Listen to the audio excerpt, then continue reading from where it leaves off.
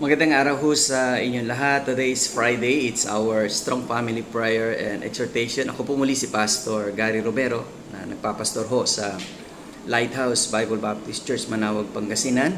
At tayo po dadako na sa pananalangin na ating ginagawa araw-araw at nagpapasalamat sa kabutihan ng Diyos sa ipinagkaloob sa atin na tayo ay milakas pa rin na katawan at ipagpapatuloy pa rin natin yung ating tungkulin na magpahayag ng salita mula sa Biblia at ipahayag na si Jesucristo ang tagapagligtas at Panginoon na dapat natin tanggapin. Tayo po ay manalangin.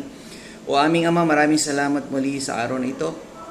Pagpalain niyo po ang pamilyang Pilipino na sila ay makakilala kay Jesucristo at tanggapin si Jesus na kanilang maging tagapagligtas at Panginoon ng kanilang buhay. Pagpalain niyo po ang araw na ito sa lahat ng aming gagawin sa pangalan ni Jesus. Amen.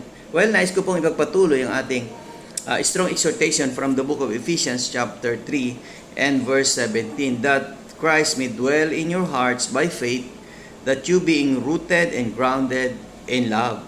Ang galing, napakaganda na ang Panginoong Jesucristo ay manahan daw sa atin mga puso sa pamamagitan ng ating pananampalataya upang tayo ay maging matatag, nag-uugat at yung ating relasyon sa Kanya ay napapanatili natin hanggat tayo ay nabubuhay.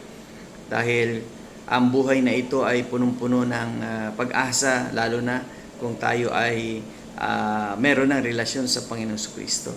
Kaya kinakailangan na lumalalim pa tayo, tumatatag pa tayo araw-araw na ipapamuhay natin ang mga aral mula sa salita ng ating Panginoon at naibabahagi rin natin ang mga aral na ito sa bawat pamilyang Pilipino.